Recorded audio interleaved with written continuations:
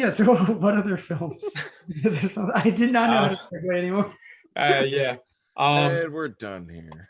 Disney distributed a Norwegian movie, Swashbuckler, with Gabriel Byrne called Shipwrecked. Has anybody heard about it? It's on Disney Plus, actually. I feel like I've heard of it, but only in passing, just like like a list of pirate movies, you know? I heard it was pretty good. It just seems like it's weird because it wasn't produced in-house. It's just something that they kind of slapped their label on. But yeah, I didn't even realize it was Disney. Yeah, it's about a cabin boy who finds out that his shipmates are all pirates. But the only recognizable name in the cast is Gabriel Byrne. It's very Treasure Island because Jim Hawkins just keeps seeing the pirates come to his inn. And then he's can I go with you? And they're like, yeah, but we're pirates. Yeah, it's based on a Scandinavian novel, but yeah, I thought it was going to be Robert Louis Stevenson myself. But yeah. Then there was My Heroes Have Always Been Cowboys, which is actually the last film for Stuart Rosenberg, the guy who directed Cool Hand Luke, which Tristan might be watching soon. Yeah, I just did. The Laughing Policeman, Drowning Pool, and Amityville Horror. Okay. I heard it's decent. The Hard Way. Yeah. What's that about? Yeah. Scott Glenn plays a rodeo star who gets a career-ending injury, but he has to go back in when his father's like on his last legs, so he's got make one more go of it. Okay. Never saw it though. Yeah. So I can't really vouch for its quality. The Hard Way, buddy action comedy with James Woods and Michael J. Fox, who plays a Hollywood star who wants to moonlight with policemen in order to immerse himself in that world because he's going to portray a cop in his upcoming movie. One of my favorite things. Very sly and funny. When they had James Woods come on to The Simpsons, he shadows Apu to immerse himself in a Quickie Mart employee, and it was making fun of this. And ever since then, I've wanted to see the film. And full confession, I started watching it, and I texted Jimmy as I started. I'm like, "Did you want to see this?" And he got back to me 20 minutes in, so I may have seen the initial car chase, but really, we're gonna watch this after we finish recording. So by the time this episode comes out, we'll have seen this. But nice. I already assume we're gonna love it. Yeah. Hey, bud. And early role for Stephen Lang as the villain. Yeah, he's great. The party crasher. La Femme Nikita, which is a French film about a female assassin. I believe she has amnesia. It's a Luc Besson movie. I think it's one of his first. Yeah, that's right. Yeah, it's maybe his. I think he did one other film before this. He did. I think it was called Subway. I could be wrong. And it launched a franchise in a way. It did. There was a TV show. There was a TV show with her name escapes me, but she was in League of Extraordinary Gentlemen. Yeah, and, I want to say Natasha Henstridge, but it's not, right?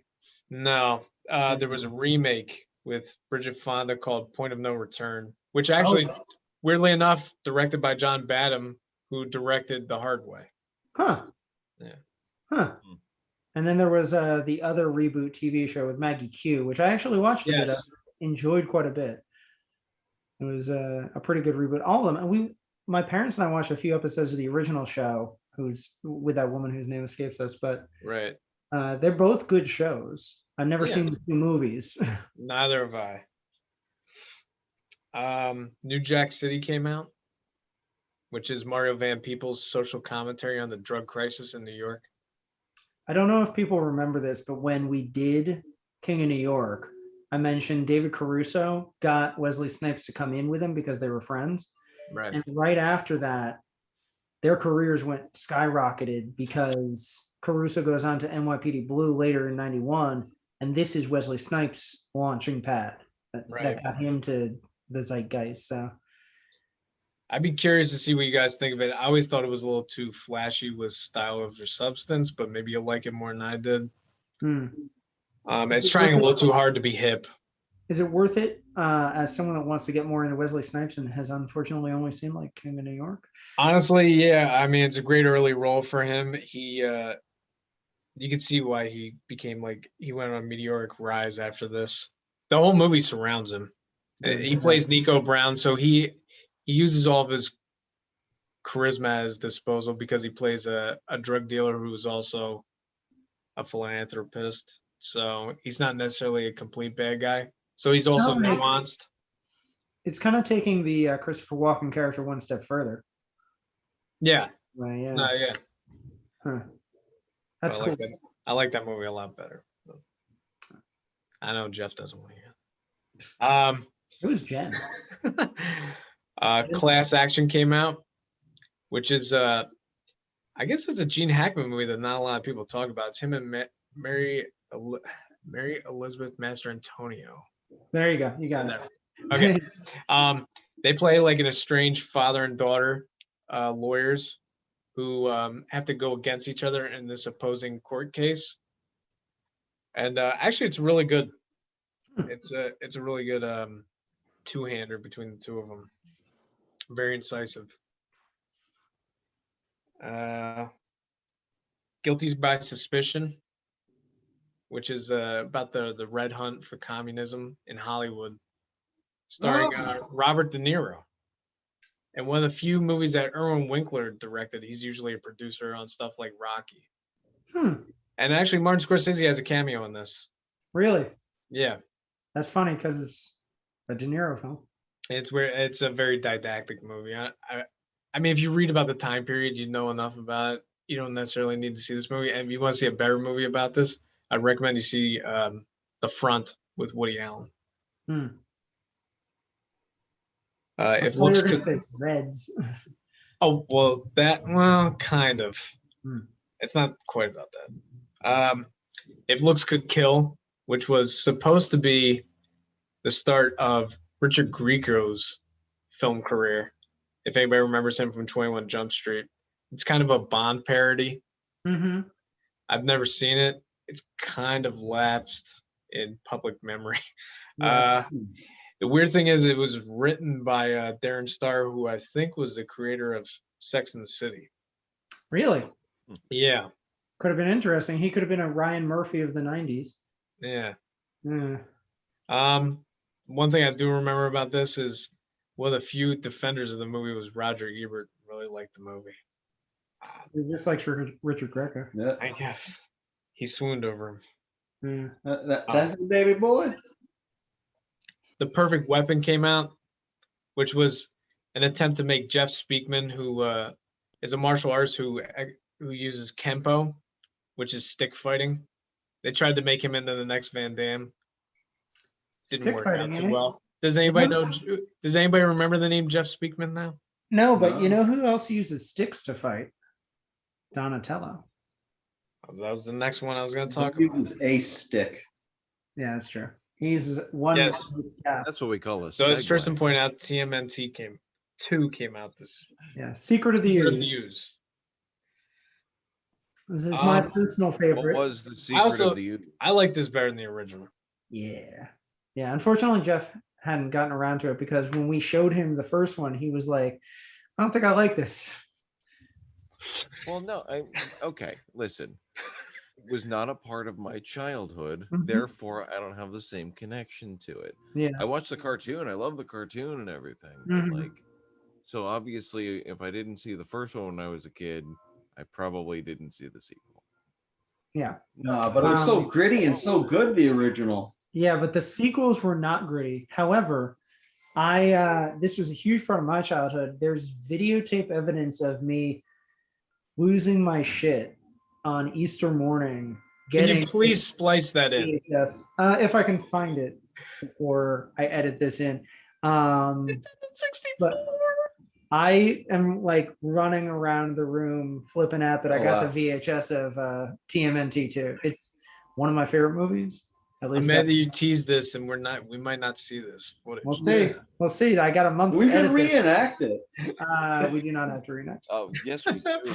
Oh my God, we need to have historical reenactments of. Yeah, I remember it, so maybe I could. Yeah, me and like bunny ears flipping out.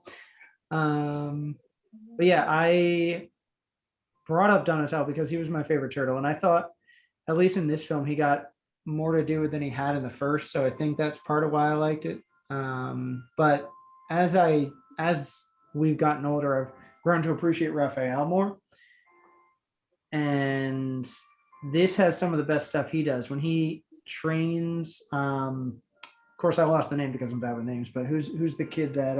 Ernie Reyes Jr. Reyes plays. I just forget the character's name. He's a pizza boy that befriends the turtles because they couldn't get April for some reason. Though she's there, isn't she, in the beginning? Yeah, she is. It's a different actress, though. Yeah, it went from Paige Turco to. Where's Paige Turco, the second one? Yeah, I don't know. I'm blanking. I'm sorry. We didn't do research for this one. No. But he befriends Raphael, more importantly, and they go off on a journey to try and infiltrate the Foot. And the scenes there where he like shows how he can be a ninja. He helps Ernie prove himself. It's really interesting ninja stuff, which they don't always go into in the other stuff. I thought the fight choreography was better in this too. Yeah, and they couldn't. Shredder looks awesome. Yeah, I mean, even Super Shredder, which is just kind of like a cheat code. That is Kevin Nash, by the way, awesome. The wrestler, as Super Shredder. People say it's a cop out for how the movie ends. I don't want to go into it with Jeff, but I thought that was a cool scene. There's also an actor that we're going to cover later in the year. Yes, I was hoping you're going to bring this up. Huge cameo. I won't go into that exactly, but I love that scene. There's nothing wrong with the turtle. Did you like that song? Participating in the song, yeah, it's great. And the interesting thing I wanted to point out too, a lot of people were upset because they couldn't get Bebop and Rocksteady, and they were the like huge villains that everyone loved after the Shredder in the cartoon, and it was a no-brainer to try and put them in the film, but they for some reason couldn't get the rights, even though like everyone was working around this franchise. So they made up New Mutants. Everyone's always kind of annoyed at Toka and Razar for existing, but I'm like, just this is something different. You don't always have to make it exactly like. Yeah, I know. He made a different mutant. Like I never really got upset over that when I was a kid. Like I was just like, I just accepted it. Thank you. Yeah. Good. Yeah. A lot of the fandom is like, oh, Toka and Razar not good enough. Yeah. Yeah, They're but like, I feel like those are people who were like kids in the 80s while we were kids in the 90s. So yeah, that's it's true. like, yeah, no, whatever. Right. And then like Roll the with kids punches. from like the kids from the 80s are just like, no. We're like, I just. And that's part of it was like, you know, for not necessarily Turtles, but like some of our like with the X-Men shows and stuff, my first exposure to it was not in the comic books, but with the TV show. Yeah. And going back to it anyway. So like it's, you know, I didn't know what was canon at the time. It was just I mean, these guys are kind of the Harley Quinn of the Turtles because they were made in something else and then later put into the comics. So there's nothing wrong with it. There's been New Mutants in later comics that came out in the last 10 years that are huge now in the Turtles universe. I mean, like, hell, there's nothing wrong with it. There's new stuff in like the newer like cartoons that come out every like 4 or 5 years. Yeah, I mean, Venus de Milo is popular among fans, even though that's the dumb Next Mutation live action show. There's nothing wrong with it. So I got one question for you. How'd you feel about the change in actresses for April? Yeah. Well, as a kid, I didn't notice. So they did their job. Well, now. I'm fine with it. I think they're both good. And I'm blanking on their names. What was it? Paige Turco is the newer one. Judith right? Hogue. Judith Haig. Actually, Judith Haig is the first. She comes back for the third, right? Or is it Paige? No, it's Paige for the next one too. See, everyone still loves Judith, and I think they're both happy with what they did. I don't think they have any weird beef with each other. I don't know if there's like any conventions where they've come together as the two. They've come to blows. Yeah, I mean, it's also been recast in other things. Like obviously, Megan Fox has now been April, and there's Sarah Beller in the animated movie. There's been different ones on the TV shows, so I don't think it's that big of a deal. And I thought she did a pretty good job. And like I said, this is my favorite one of the three. So I think I like Paige more technically. But I like the original. Speaking to the third one too, though, it's interesting because she has to have chemistry with Elias Koteas, right, because he was with Judith in the first one. I think he has better chemistry in the first one, but the stuff they do in the third is interesting to me, and that's what I liked about the third movie. So what? Yeah, I like the third. I like Stuart Wilson in the third movie. I gotta admit. Yeah, but I thought Elias Koteas was doing an interesting job. He also plays two characters. Right. So there's that. But like she has chemistry with him in rural Japan. So I think there's an interesting dynamic for him between the two Aprils. So at least in this, it's just like you're focusing more on Ernie Reyes anyway. So that's kind of why they have him come in. So you're not really noticing there's a different April. Right. So I like all three. So he's an apologist. What can I say? Yeah, original all the way. Give me all the turtles. I mean, I don't like the Michael Bay movies. Turtles all the way down, man. I don't know what they're doing with Shredder, but well, I mean, Michael Bay doesn't really know how to handle franchises, I think. Yeah, because like he did pretty decent with the first Transformers movie, and then he kind of. In hindsight, it's not that great. Yeah, I mean, it's not great, but it again. It was all right. It was for when it came out, but like as the movies, as more Transformer movies came out, I was just like, "You're losing me, guy. You're losing me." Yeah. Well, you couldn't even they didn't even look like Transformers at some point. It was literally just like, let's see how many particle effects we can cram into this one humanoid looking. Pretty much. Well, like I think in the original movie, like for Optimus Prime's like transformation, they had like something like 1,000 moving digital parts. Oh yeah. Like I was like, that's unnecessary. That's crazy. Like they did better CG transformations on like Beast Wars back in like the mid '90s than they did. It makes me think I was fascinated on the fact that they had like each frame took 3 days to render. It's too much. I mean, that's the capability of the rendering software. Yeah, in 2006. I think when you do movies like that, like it's just really studios trying to flex. It's like, look what we can do. Yeah. It's like, just guys. It's better now that it's like fine tuning. I think back to the Wolf of Wall Street, like the beach scene where he's got a crowd on the beach. That's a soundstage, and they made it like they had a house. They're kind of like at it, and then they have green screen. They made the beach just longer. That's something you want to use this technology for. You don't want to just make mush turn into a robot.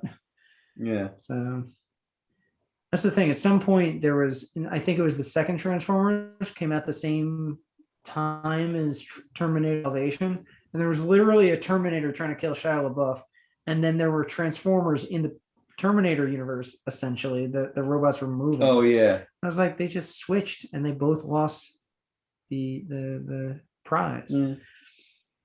That's why, that's what happened with TMNT as well. That's why you need to get a Japanese person to come in and do giant robot live action movies. Yeah. Because I feel like there's a lot of Del Toro. people like, we're dying to do this. Like giant robots are our thing. Right. Yeah. Or Guillermo Del Toro, because Pacific Rim is a masterpiece. I mean, his references were like the old giant robot animes from the 60s and 70s. Which is pretty much the same source material for like Evangelion, because like a lot of people like, oh, you must have seen Evangelion when you before you made a Pacific Rim, and he's like, nah, they just happen to have the same source materials, like giant robot anime from like the 80s, 70s, 60s, like, and so on. Yep. So. Yep. Well. Going to be getting back. There's one more movie to get to. Before we go to Poster Boy. Yeah. As I alluded to earlier, Frank Whaley was in another movie this month. Career Opportunities, which was written by John Hughes. Really? Which is weird because it almost feels like an adult, like a Arrested Development version of Home Alone. Frank Whaley plays a slacker who doesn't really have a job. He gets a job at Target, which must have gotten all types of synergistic advertising from this. Well, it was new at the time, so I think that's why they were doing it. Yeah. I think they needed something to have as the place he goes, and then it happened to be, oh well, if they give us money, then we don't have to pay for anything. Yeah, I was gonna say they film it like it's a shrine, but he goes there and he gets stuck in there, and 2 criminals try to break in, and he has to thwart them. But I think the thing that always stuck out in my mind, having not seen the movie until recently, it's an abominable movie. But Really? I can see Tristan's gearing up for what I'm about to say. Jennifer Connelly in the film. If you've seen any images of her on that coin-operated horse, I think you'll know. As you start to move. Yeah. I watched that in your living She's room. wearing a white tank top. I'm trying not to sound salacious here. But That's what the movie Get did. the bonk stick, Corey. Jesus. Did you just see this movie, or did you watch it with me? Because I watched it there.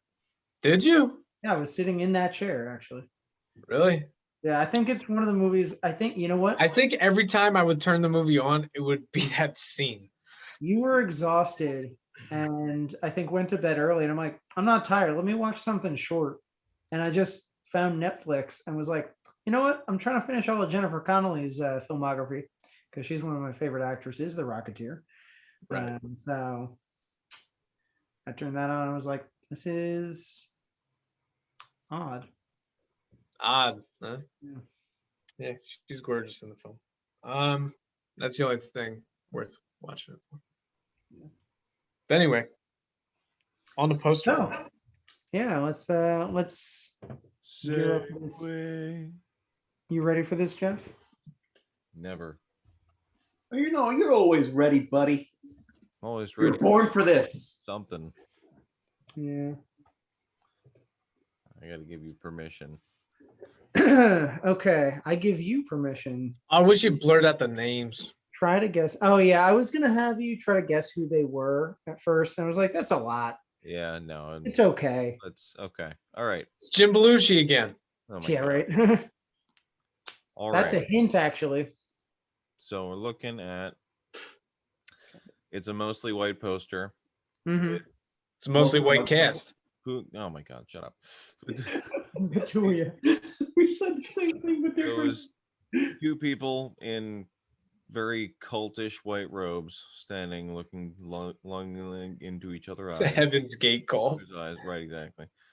Holding hands, standing in front of a billboard that looks like it's of some European country, or it doesn't look like Los Angeles. Maybe it's New York. I don't know. It's some city. And that's it. They're standing in front of a billboard, and There's a catchphrase above it. There's the names and the title. Catchphrase that's blurred out right now, and the title, and a bunch of names, including Albert Brooks and Meryl Streep, as 2 people that I would not think would be in a romantic entanglement in a film. And Rip Torn. Romantic entanglement. And Buck Henry. You know, it's funny. I'm reading Rip Torn, and I didn't read it as Rip Torn. I read it as Rest in Peace Torn. I'm like, oh my God, somebody died in this movie. And then I was like, oh wait, Rip Torn. And then they called it in the Yeah, I know.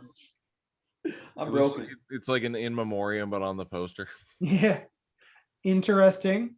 Okay. Interesting. Not much to work with, right? No. I'm gonna. So what should I do here? Should I guess what it's about for now? All right. And I'll give you the. I'm guessing it's 2 people who fall in love in some city, and they accidentally get roped into a cult, and it's just a love story against all odds that happens to take place in, like, I don't know. I'm just describing every fucking movie. It's in the void that John Oliver lives. Yes, it's like a prequel to Bruce Almighty. It's like an Adam and Eve story, but you might be Adam onto and Eve in something downtown there. LA.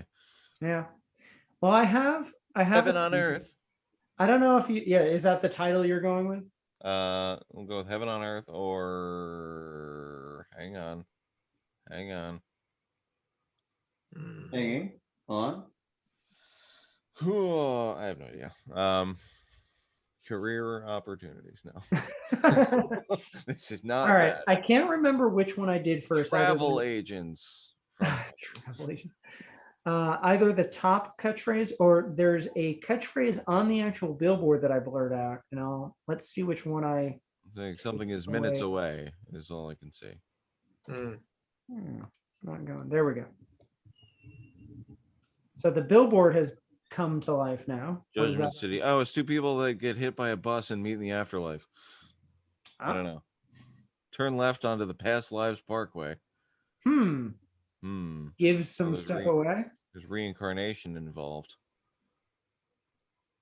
The title of the town is an important thing for the title. Judgment City. I thought I said. Yeah. Just minutes away.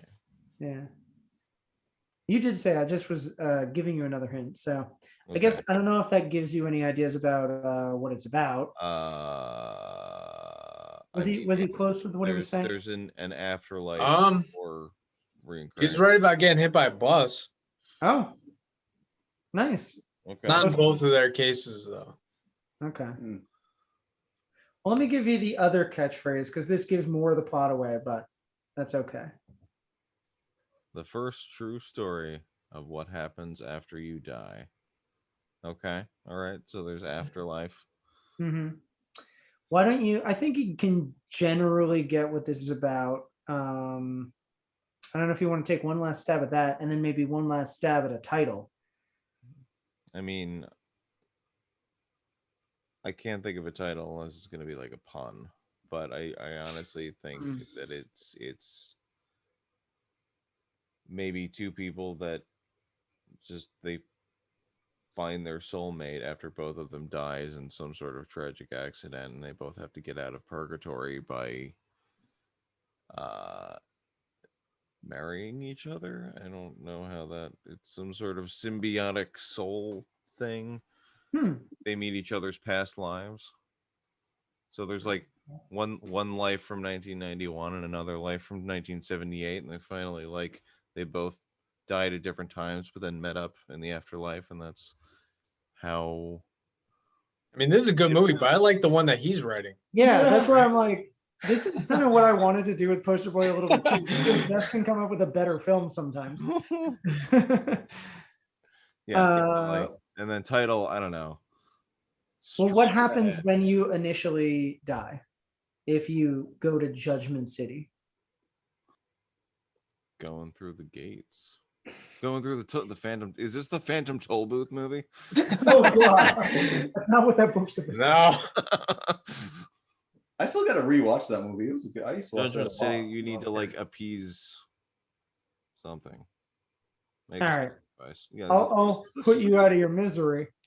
Just hit me with the bus. Defending your life. What a terrible title. it makes sense in the context of the film. Yeah, what's the actual plot? So the plot is that Albert Brooks is like this middling ad executive. He dies. He goes to Judgment City, but in order to enter heaven, they present a court case with a defending lawyer and a prosecuting lawyer on highlights from his life and whether he should be admitted into heaven or not. Oh, see, that's not bad either. Huh. Okay. I want to see. And while he's there, he meets Meryl Streep's character, and she's kind of very virtuous and altruistic, and she's done almost everything right.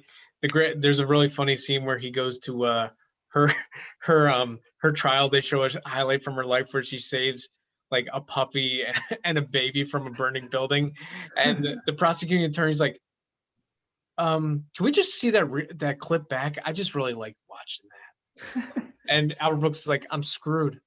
There's no way I can top that. That's great. An afterlife courtroom romantic comedy. Yeah, that's actually cool. Funny. That's like my cousin Vinny, but they're dead. Yeah. Yeah. It just came out on Criterion too. Oh, really? Really? Yeah. Albert Brooks wrote and directed it too. Oh, that's cool. Interesting. Yeah, sounds interesting. It's very lighthearted. But I have to admit, it's for what it is. It's still a terrible title. Yeah, like I agree. If you're looking up the movie times in the newspaper in 1991, and you're like, let's go see this thing. It's called Defending Your Life. Like, you can't tell what that is. I mean, they probably should have just gone with Judgment City. Yeah. Right. Yeah. I think that would have been, I wonder if there was honestly the funny part. That's probably why it didn't do that well at the box office. Yeah. I'm wondering if there was an argument as they titled it, and the guy who wanted Judgment City got it on the poster to be like, see. Well, then you have like Albert Brooks, and then someone in the pitch meeting was defending Your Life. Yeah. Watch one or two of them are going to watch this podcast, and they were like, "See, they know."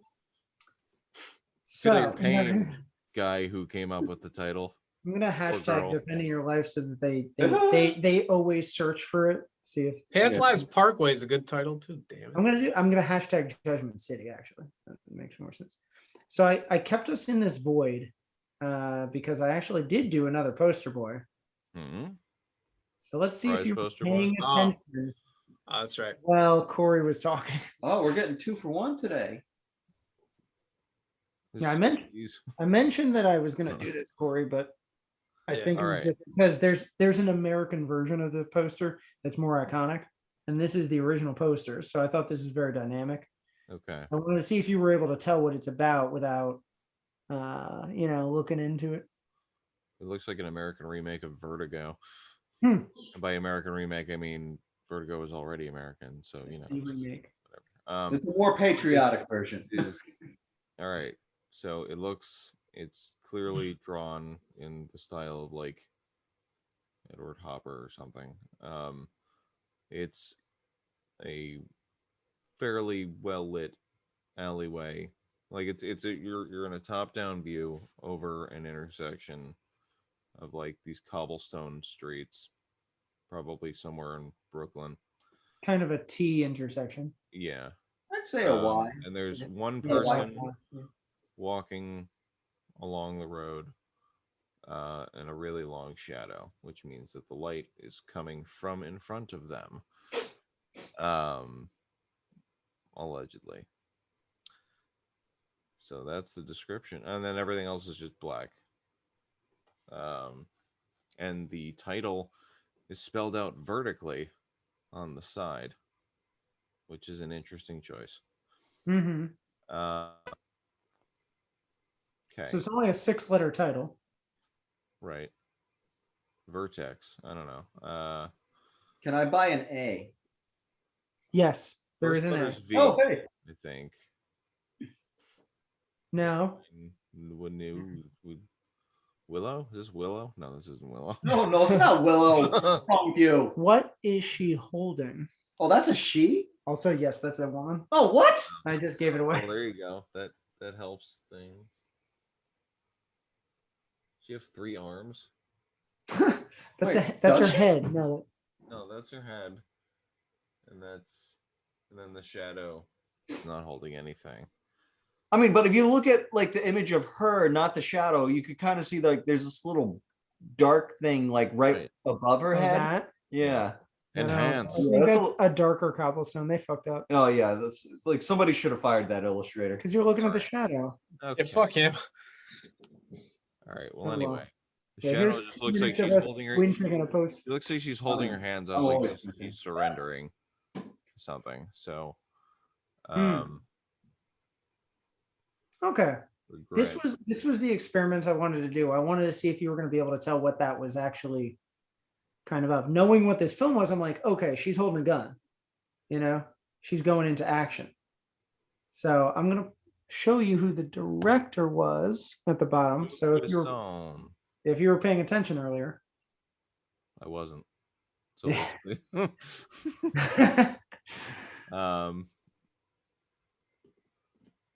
does that say above his name? Directed by? I don't know. A film by, I think. A film by Luc Besson.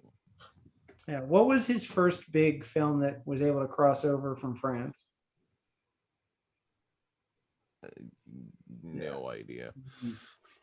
Yeah, I'll just show you. I'm not good at this. This is Nikita. Yeah. Nikita. We were talking about that whole didn't franchise. they make a TV show of that?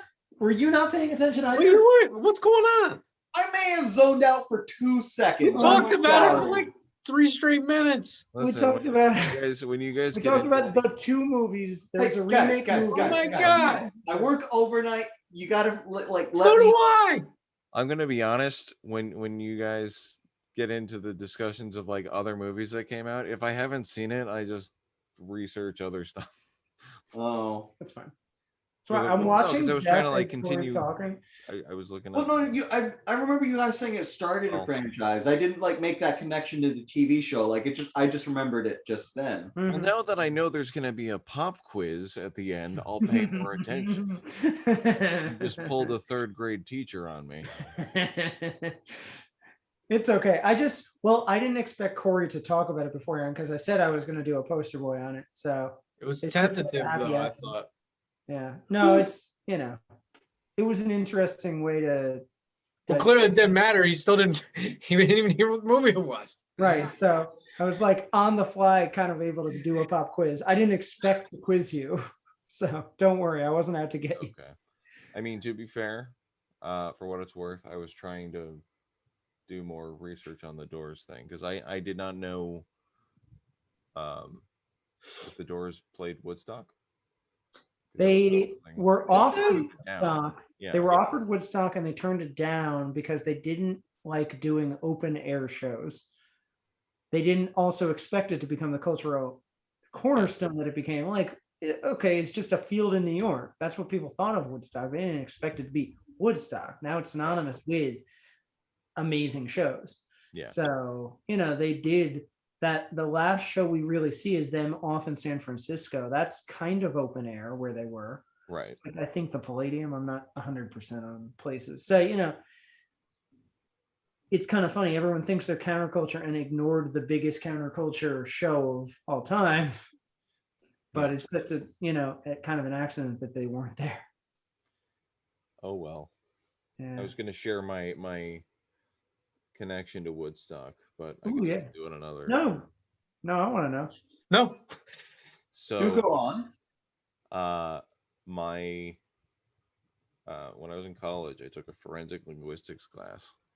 It was taught by someone who's like the forefront, like he's the pioneer of forensic linguistics as a field of study. Like he's worked with the FBI and stuff.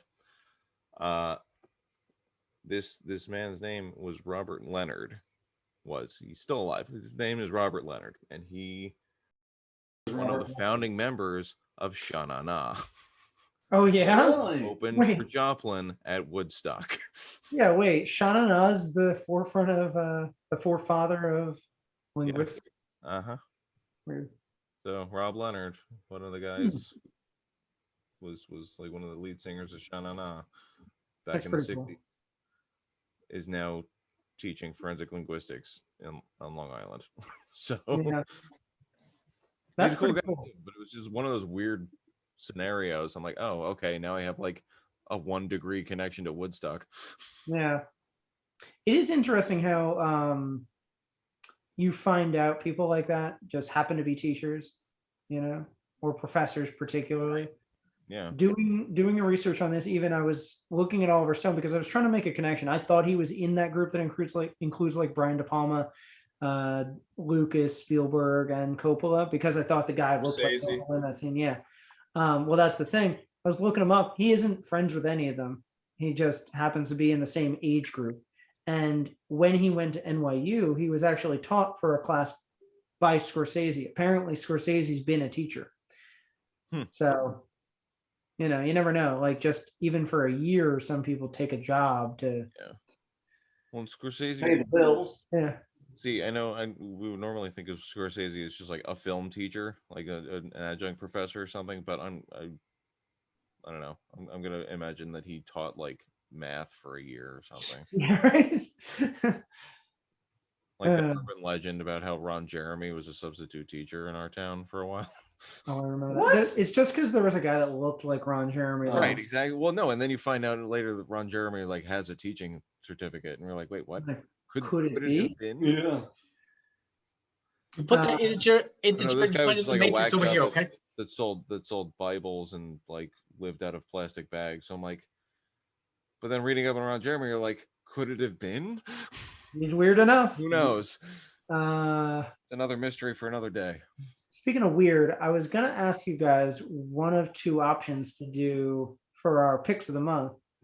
I figured the easiest thing would be favorite Val Kilmer film, so we could pick one of those. We can actually have two picks if you want. Whichever Batman he was in. The other, don't. the other one I was gonna have was favorite biopic. So why don't we give our favorite Val Kilmer and then our favorite biopic, if you can think off the top of your head. I mean, it's easy for me. I mean, I don't want to steal, but Tombstone. Go, yeah, I mean, Tombstone. For those of you that are seeing this visually, him pointing off screen was to the his vinyl pop figurine of Doc Holliday. This is yours. Oh, that was mine? Yeah. Oh wow, I completely forgot. Yeah, no, this is mine. We both got two of the guys. This is the Sam Elliott character in Yeah. Tombstone, but Oh wow, he looks extra pale on camera. look at the eyes, they're jaundiced because of the alcohol. No, yeah, no, he looks extra like right here in the light. Yeah, he looks look at him next to he looks Sam Elliott. fine. He's not But, like, sickly. yeah, like That's right. it's like kind of like paler. Like holy crap. Marlboro Man. Oh, we're coming to that. All right, so I got two then. Yeah. I got Heat Okay. and Top Secret. I'm actually surprised I haven't seen Heat. And I know I would like Heat. Gotta see it. It's funny. I read a fun fact about that. Apparently, in the scene where he like falls off stage, he stumbles off indoors. Yeah. He apparently broke an elbow, like his elbow or something. They had to take him out of the film for a little while. And there's a bump, there's a growth like here, and you can visibly see it in Heat. Like I guess his arms That's are like 4 years later too. I know. It's just never healed. So Wow. So, other than this movie, other than The Doors, I'd have to go with, honest to God, Batman. Don't say Forever. Batman Forever. No, come on. I mean, Real genius. Okay. I I'll love allow it. Batman Forever though. yeah. Batman Forever is actually good. No, it's not. This is just nostalgic for me. I know it's garbage, but I Oh, like yeah. it because Garbage. Exactly. Yeah. We know it's bad, but Yeah. we don't mind. It's a guilty I've pleasure. also seen, like there's been a very limited selection of Val Kilmer's filmography that I've seen, and that that was one of them. So that's what I remember. You got to check out Top Secret. I'll take that. Top so Secret's you can great. have Tombstone. Oh, 'Cause yeah? Top Secret's real good. All right, so I'm Hilarious. taking Tombstone. Yeah. Woo! If we all have to have a separate So- one. Tombstone and the Island of Dr. Moreau. That's a fun movie. Oh, I love that movie. See, you can have guilty pleasures. Because as a kid, you see Val Kilmer well, I didn't see him in Tombstone yet, but like I saw him in Batman Forever, and I saw a little bit of The Saint because my dad had rented it. That sucks. Yeah, I didn't think much of it because I wait. saw a little bit. I'm like, I'm done. But then Tristan's gonna get mad because I just thought of one that he should have had. yeah. So, but like seeing like Batman Forever and then Let me seeing him in the Island of Dr. Moreau, it was like just like wow, Bruce Wayne, you kind of got a little malevolent and kind of dark there. Yeah. He knows Yeah. what it is. There's the last ditch chance of Val Kilmer's career when he and Robert Downey Jr. were coming back for Exactly. Kiss Kiss Bang Bang. Right. I like Top Secret a lot anyway. Like even though he's had a weird career, I've liked everything I've seen of him. So The Snowman. yeah, I did not watch that.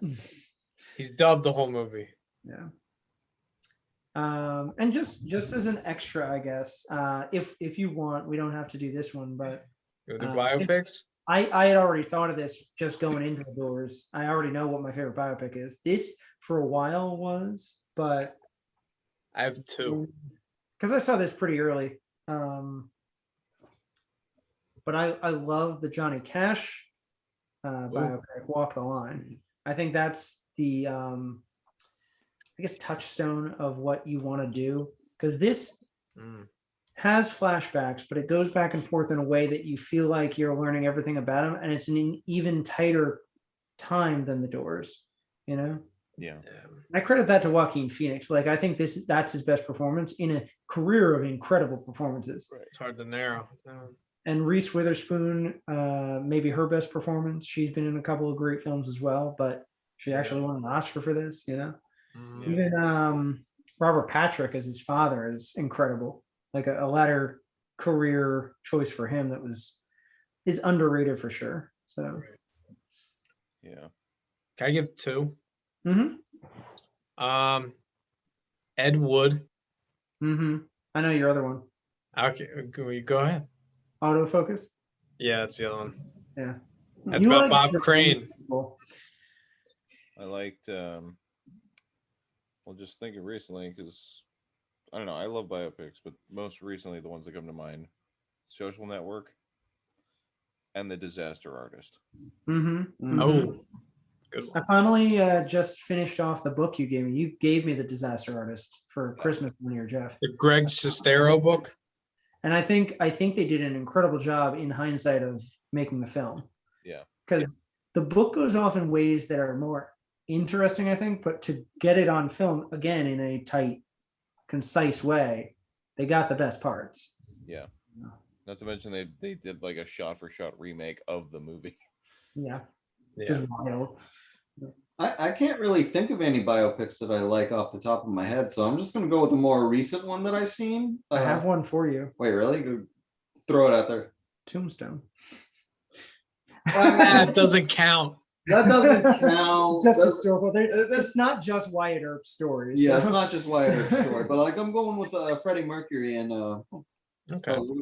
Bohemian Rhapsody. Yeah, Bohemian The one we were Rhapsody. talking Like, about yeah, earlier. yeah, no, that's the most recent Alright. one that I've seen that like sticks out of my memory, and like I thoroughly enjoyed it. So I just, You see Rocket Man? I don't remember the title, but like Of course, their biggest song. yeah. Yeah, no, that's probably as of right now Bohemian Rhapsody for me. Takes a similar course as the Doors, so that's interesting. So. But like if like Doors was on the table, I would definitely go with Doors. Yeah, I did Because this that my was second a pick. good movie. Yeah, It's good. yeah. Cool. Sorry, I'm just looking up a list of Yeah. 100, like top 100 biopics. Before we go, I am curious to see if you have anything. So Is Citizen Kane technically a biopic if it's about William Randolph Hearst? that's an interesting thing. I always am curious because I've looked into I've thought about making films based on ideas that I had based on a person. So it's like, do you want to have a representation of that, like Citizen Kane, where it's not actually Hearst? Wait, wouldn't it be Mank though? That would be the better biopic. Well, it's like legitimately about you got the writer of Citizen Kane, and it goes in a similar. His actual name. Sorry, so there's no pseudonym. Yeah. Although I do like Mank. That was a good movie. Pretty good. Yeah. A lot of film Twitter didn't like it. Oh, they can eat it. Yeah. Whatever. Is I don't consider something like Citizen Kane a biopic because it's a fictionalized version of that. Sure. But you could argue then that something like The Doors is fictional if that's not what really happened. I guess if you use the actual names in the movie, then it's. Oh, I just thought of a great one. Star 80 is really good. Yeah. Oh, that's Fosse's version of His Own Life, right? Dorothy Stratton. Or of Dorothy Stratton. Did she direct? I don't know much about Star 80. Oh, okay, yeah, Dorothy Stratton, the Playboy playmate, got killed by her boyfriend, played by Eric Roberts. But it's Bob Fosse. Okay. And actually, that should be my favorite biopic. Fosse's own version of himself, but that's kind of like a Citizen Kane. But again, his own names. Yeah. It's very clearly like, this is what my life is like. This is how I feel when I'm gonna die. That's his 8.5. Yeah. So there is a thin line between that, I guess.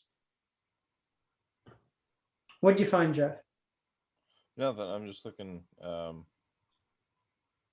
I was reading the synopsis for First Man. Oh. I also forgot about Frost Nixon, which I. Hey, Apollo 13. You're a big fan of it. See, it's weird. Yeah, there's a lot of good things. See, is Apollo 13 really a biopic or is it a? Because it's not about one guy. Yeah, First Man is about Neil Armstrong. Right. So. Ensemble biopics are a little. Even though they show all the same stuff that happens in The Right Stuff. Black First Man more of a biopic than The Right Stuff, you know? I like either one. But yeah. I was also reading one the one with Jason Segel and Jesse Eisenberg. Jason Segel is End of the tour. Wallace. Yeah, the end of the tour. Courtney hates that movie. Nah, I don't like that. No, all right. Well, Yeah. if you hate it, that means I'll probably enjoy it a little bit. Yeah, exactly. My King of New York. Yeah, exactly. Milk. Looks great. Milk's good. Hotel Rwanda.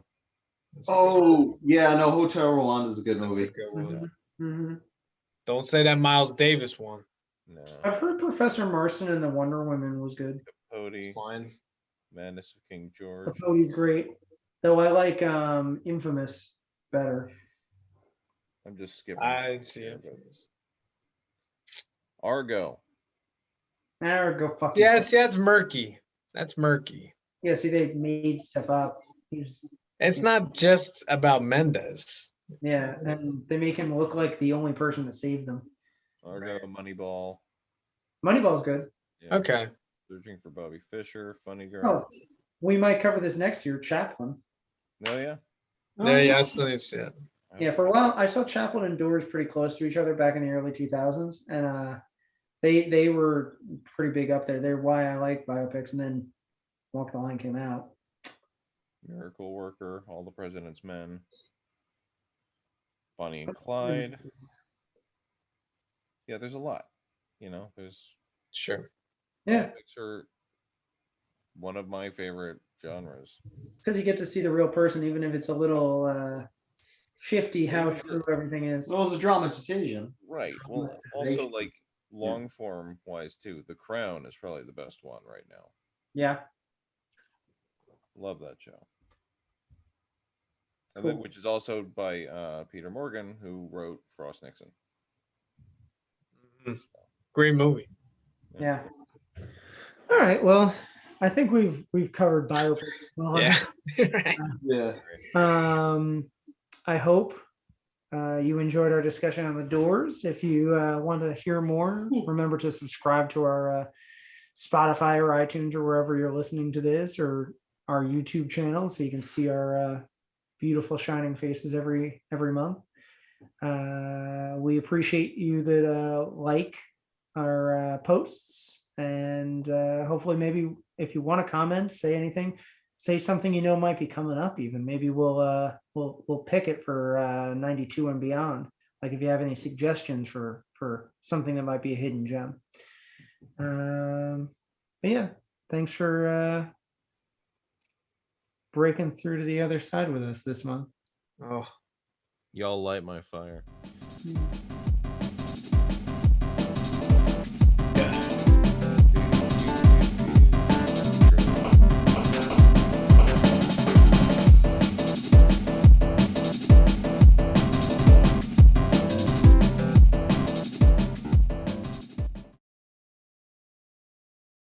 She's giggling at our bopping.